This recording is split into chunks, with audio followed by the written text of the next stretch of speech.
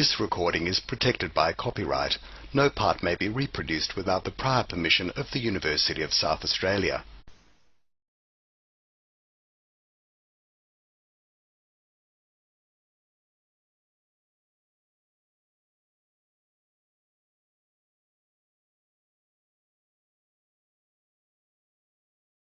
We have two speakers next. Dr. Vivienne Nicholson, who is a historian with a particular interest in community culture, and Evelyn Krape, who is an award-winning actor and dramaturg, and I've never said that word out loud before. Please make them welcome.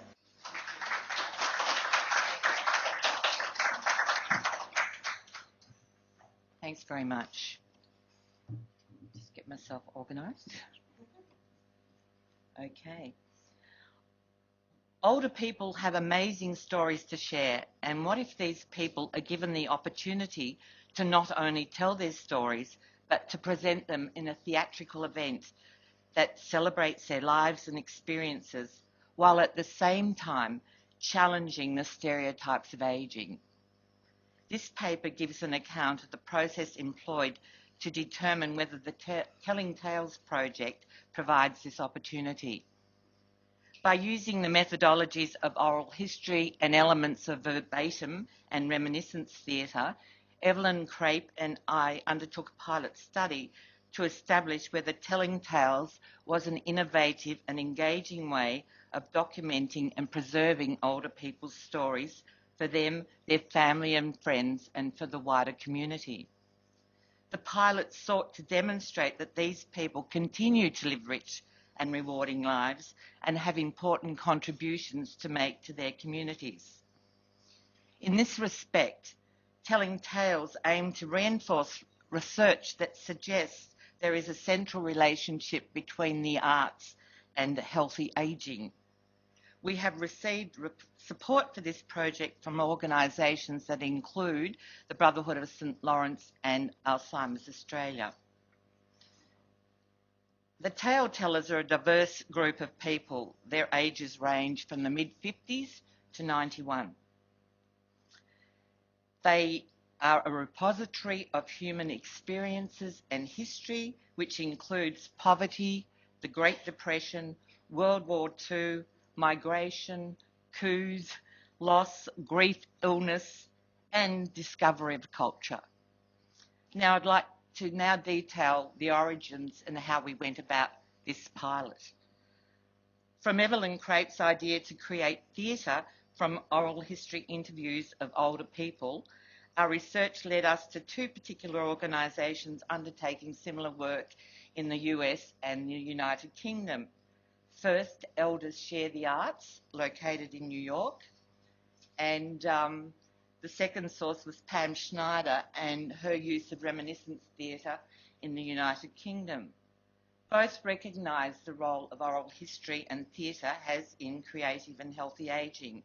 But what appears to distinguish Telling Tales from these projects is the participation of the storytellers telling their own stories in the theatrical presentation as opposed to professional actors.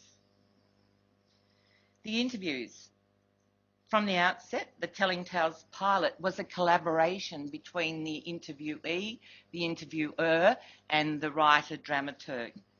7 people were interviewed, and the only background material we had on them was that they were over 50 and they wanted to participate. As all the people were unused to the interview process, they were provided with a list of basic biographical questions. These questions provided a useful means of structuring the interview and appeared to inspire a sense of confidence in the interviewees as it allowed them to familiarise themselves with the format of the interview. As well, it gave them the opportunity to gather together photographs and artefacts relevant to their lives, and during that process, the opportunity to reflect on their experiences and memories prior to our meeting with them.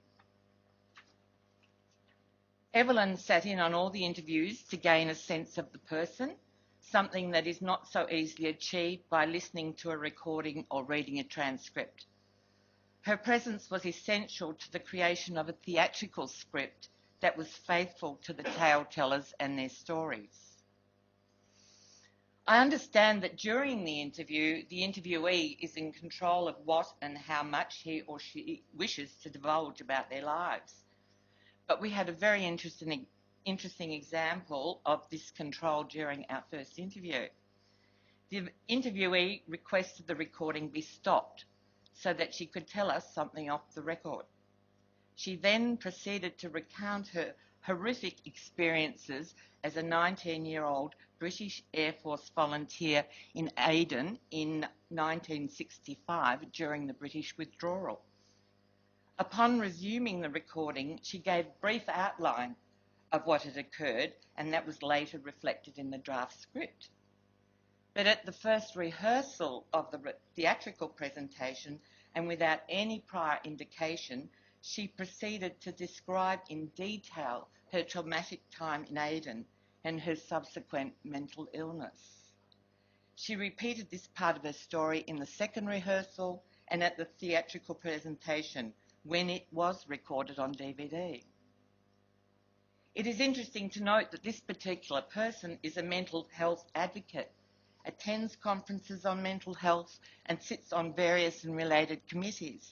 So she is experienced in the public presentation of her story, but in the interview setting was not willing to have it on the record.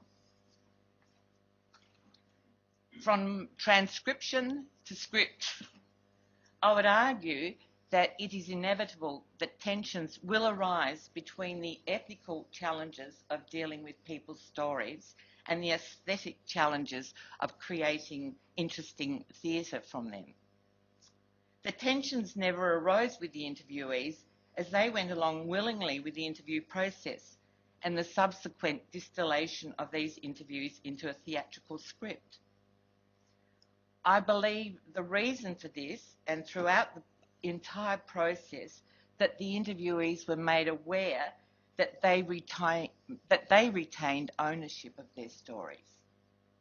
And that was evidenced by how their stories evolved from the interview right through to the theatrical presentation. There are many variations on the stories. From approximately 20 hours of interviews, Evelyn transformed these diverse personal narratives into a theatrical framework that contained pathos, humour and drama under a unifying theme of sense of place. All interviewees reside on the Mornington Peninsula. Here is a view of the Mornington Peninsula. And during the interviews, most had extolled the benefits of living in this region. Under that umbrella, 5 major themes emerged from the interviews: family, migration, racism, trauma, and volunteering. Once the initial script had been drafted, the tale tellers were called to a rehearsal. It was the first time they'd come together as a group, and there was an almost instant camaraderie evident.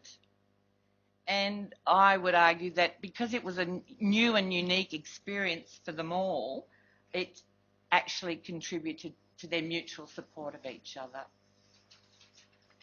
At this rehearsal, each person was given a copy of the draft script for the first time and, under the direction of Evelyn, stood up and delivered their stories. She requested them to make any amendments and emphasised that the tale tellers were in control of this public presentation of their lives and experiences. An interview between an interviewer and interviewee is a very different experience to relating segments of your life in public. Evelyn, as an experienced actor and director, coached them in basic presentation techniques and what to expect when faced with an audience. She also emphasised the support they would receive from her as the narrator on the night. With an edited script, the second and last rehearsal took place 4 weeks later, with stage lights and a PowerPoint as our only props. Again, the interviewees were invited to make amendments to their parts in the script. The use of the PowerPoint was threefold, really. It was firstly to enhance and reinforce the tale-tellers' oral presentations with images and music of their choice. Secondly, as a device to trigger the memory of one of our tale-tellers who'd recently been diagnosed with Alzheimer's. And thirdly, as a theatrical device to enrich the overall presentation. On the night of the performance, Evelyn sat down with the tale-tellers and again worked through the format and what to expect. Her last words to them were, "Enjoy yourselves." They presented their stories with remarkable confidence and courage with the assistance of the narrator, who cued them in with words, images and music via the PowerPoint and a musician on keyboard. Although the script was relatively tight for the narrator, the tale-tellers had a freedom in how they expressed their story. This gave the performance attention and authenticity, but also required Evelyn to have a comprehensive knowledge and understanding of the tale-tellers' lives and experiences, as well as skill as an actor to allow her to improvise when they applied that independence, with great gusto at times. In many ways, the presentation became a conversation between the tale-tellers and the narrator. The performance was very well received by an invited audience of about 70 people, which included family and friends of the tale-tellers and personnel from interested organisations. The emotional connection between the tale-tellers and the audience was palpable during and after the performance. A physical connection was also created towards the end of the performance when in the context of the script, the tale-tellers went out into the audience and invited people to dance with them. Some audience feedback, just briefly. Some in the audience likened their experience of the performance to an emotional roller coaster with tears and laughter and everything in between. Others, such as Michael Hillier of the Brotherhood of St. Lawrence, described it as a celebration of life and lived experience, and how older people are these deep reservoirs of memories and stories that, when shared, can be transformative to an audience. Another from Michael Kennedy, the CEO of the Mornington Shire: "What I saw, heard and experienced was an absolute delight. What I know through my work is the importance to us all of connecting. Telling tales was excellent, connecting us to each tale-teller and to each other." A couple of feedbacks from our tale-tellers who we met 3 weeks later and had a debrief with them. One, who was actually the carer of the woman with Alzheimer's, April, said, "It was wonderful that someone with dementia could get up on stage and be led naturally with the photos and conversations. All the memories came flooding back. Dawn, I've made new friends and I felt comfortable with the whole process. Bloody fantastic." We are going to be presenting this again in a few weeks during Seniors Week. 5 of those original tale-tellers will be telling their stories again, and we've introduced 2 new people to it. So I've run out of time, have I? I'm sorry. In conclusion, I'd just like to say the experience of this, it would appear that this is an effective way combining the methodologies of oral history to ensure that the preservation of older people's stories in a creative and entertaining way, as well as contributing to the health and well-being of the tale-tellers and their communities. Thank you.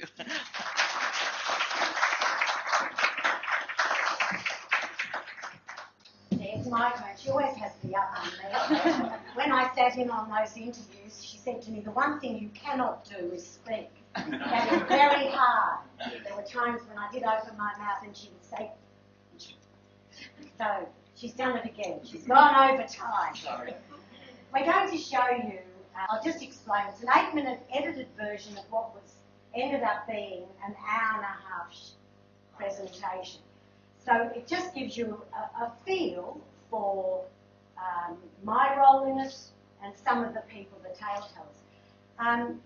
Let me just say that after this I'll take some questions, but just to give you a bit of context for my role, I was one of the founding members of the Australian Performing Group at the Pram Factory in Carlton in Melbourne.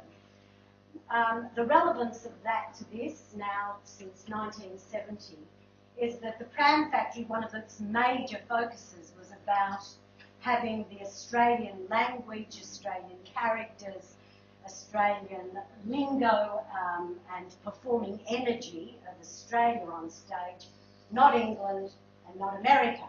So that experience for me of discovering that, yes, we've got our own culture, and that I was part of that, bringing that culture to the stage, has actually informed a lot of the work that I have done since, including going into schools and developing productions in schools through the curriculum where the kids themselves learn through not just doing drama, but through doing theatre, and that they, by the time they get to the older grades, are writing the scripts themselves, and that that embodied learning, for want of a better term, is significant in terms of particularly those kids who maybe are not that academically as competent or as confident as some others. You find that when they get up and have to do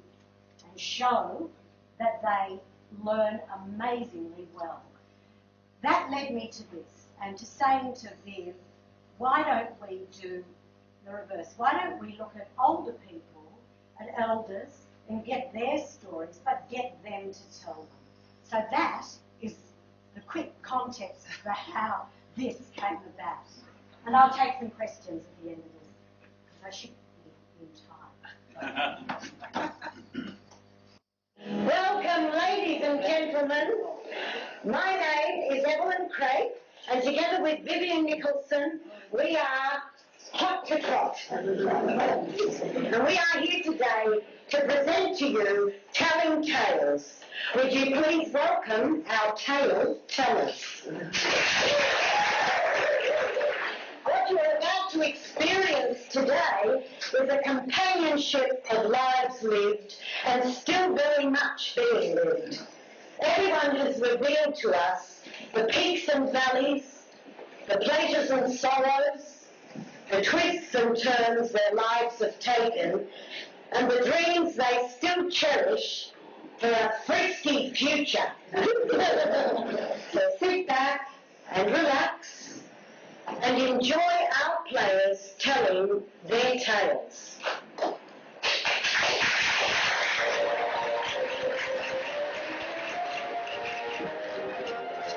Evelyn Webster was born the 7th of August 1945 in Lancashire, England, and came out to Australia as a 10-pound pom. And I told Mum that I had to leave school because it was stunting my growth. Because I was only 4'11" when I was in my last year at school at 15, and everyone was taller than me, and I said, you've got to let me leave now because, you know, it's stunting my growth. And sure enough, when I left school, within 12 months, I've grown to 5'6½". And so it just shows that you know everything when you're 15.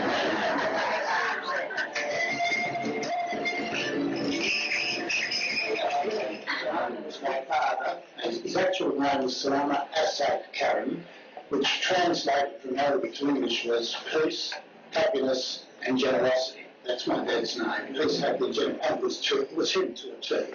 Mum was raised. She was an Italian Greek Jewish lady. My dad was Lebanese or Arabic, so I call myself a Jared. And I honestly not to call myself that just for fun, but I'm deeply Australian. I've been here probably longer than most of you people heard. So I came out here when I was 5 years old. We arrived on the 31st of December 1947 on a ship called Misra, which translated means Egypt. Now on that ship, I've since found out by reading Google, became third class. The children slept with Mum and the dad slept in another area. Typical child, I wanted to sleep with Dad. So one night I said, all right, you can go into the men's quarters, and I went in there, and all I can remember was the stench. It was just beer We've never had a triple deluxe, and all the men slept there. I slept there one night and said, no, I want to sleep with the women now. Rosemary Draper is of equally mixed heritage, isn't that right, Rosemary? Yep. Tell us about this photo, where you are and who has taken it. Well, as it says, that was taken in Rangoon in Burma, where I was born, and about a year after there was a big military coup that occurred there, and a very repressive government came into power. And so, on the ship, in the time that we came across, I got to know most of the young people on board, and I can clearly remember my first sort of Australian experience was standing next to a young Aussie guy, and we were watching a number of people actually boarding the ship, because some people were getting on at Fremantle to go through to Melbourne or Sydney, and he grabbed my arm and he said, and the people boarding, a lot of them were elderly women dressed completely in black, who I assume were either Italian or Greek. And this young man grabbed my arm and he said, oh, Rosemary, look at all those rocks getting on board. And I just sort of stood there and just, because my experience growing up in London in the 60s and 70s was I'm the what? And yes, a white Australian guy talking about what to me were other white Australians and calling them wogs. And so it just seemed so bizarre. Stand-up comic Rob Quantock described Tasmania as the postage stamp of Australia. And it was here that Dawn Campbell was born in Hobart in 1955 to Phoebe and Royston Cook. She was the second eldest girl of 12 brothers and sisters. Go on, Dawn, tell us their names. Vivienne, Robert, Elaine, May, Reginald, Evelyn, Dorothy, Tamar, Cindy, Angela, Ray, and Kelly. When your dad came, we heard you speak properly for the first time. Old and which the 12 months and which the 4 we lost operation and it. I wasn't that my mum and my dad had stood up and he just come up and every saw someone and was the top of ice cream. I loved it. And there was which this one night he came up and gave me a kiss and cuddle and he spoke to me and I spoke back to him as normal. I was anyway, and those words which are very clear of me, and he was murdered. But you were a strong human being, weren't you? Eh? There's going to be no special school for Dawn. No. Dawn, he made fun of us speaking at school, and Dawn told us, I made up my mind I was going to go to school and study and be somebody, and to look down my nose at them and go, how you?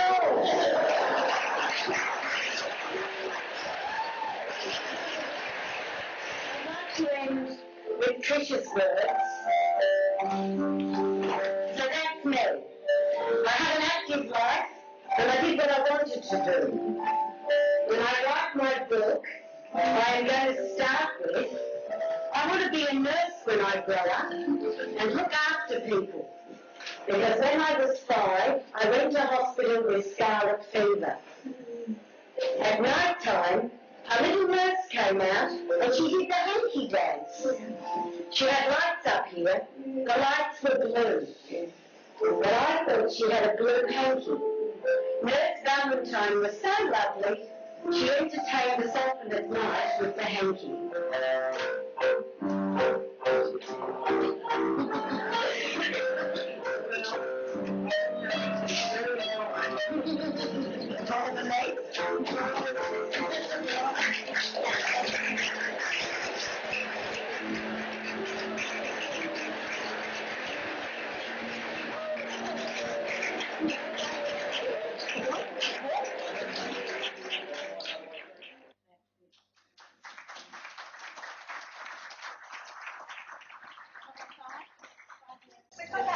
minutes for questions, folks.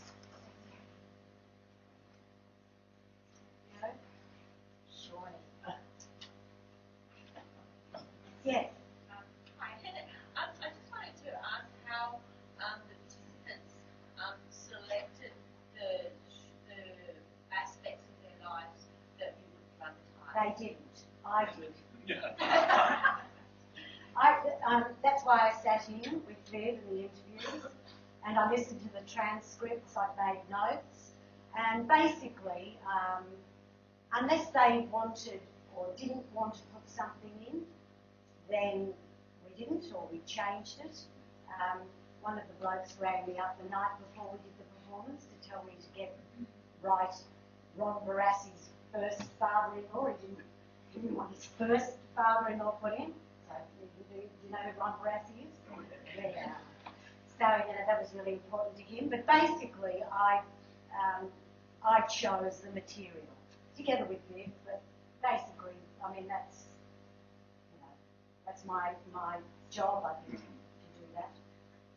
Yeah. What's going to work best as Well, a theatre piece? That's right, and that's where the tension comes in a way. Viv said that there's tension. I mean, the tension is that Viv says you have to be very, the historian says it is their story, and you go, yes, but they've got to get up, and I'm just saying to the two blokes who are going to be in the next one, one's 90, one's 91. Now those 5 who were in that who are going to be in the next one, they've only had 2 rehearsals and 1 performance. They're kind of very cool and relaxed and confident. It's great to see it. Our 2 new blokes, of course, were not. We've had 1 rehearsal. But I said to them, don't worry. You'll be led by me. I will prompt you. I prompted without trying to interfere, be there too much. And I know that when they're up there, it's a very vulnerable place. Any actor knows how vulnerable it is, let alone somebody who hasn't. But the interesting other dichotomy with what happens, I think, is that people start to actually love to want to share their story. And they get enormous confidence and endorsement of themselves and their lives. Yes, the response from the audience. Yeah, that woman who said her father was murdered, she's Aboriginal. When we did, I mean, I'm not revealing too much about her when I say, but she didn't have her teeth in when we did her interview. It was impossible. She was deaf until she was 15, so she's got, but she's got difficulty speaking. She's the most fabulous woman. She's the most marvellous, generous human being. But it was difficult we went back twice to her place because she'd only got up to having her 3rd child at the end of 2 hours. We had to go back and try and get some of her other stuff. She, when we said to her at the end of the second interview, we'd like to take a photo, she went, I must change into something. And then she was digging around on the table and she found her teeth and she put her teeth in. Oh dear. She turned up last week to our first rehearsal for this next lot of telling tales, looking like $1 million. She was dressed in black, she was wearing heels. I think it's really interesting, it's only our 2nd one, but there's something really interesting happening in terms of... Transformative? It is transformative, and the confidence that they have is quite extraordinary. That bloke, Joe Caron, is 70 years old. He wanted to do the interview, but he didn't want to do the performance. And it was his partner who said to him, you've got to do it. And just interestingly, we've said that this one was about place and about the Mornington Peninsula.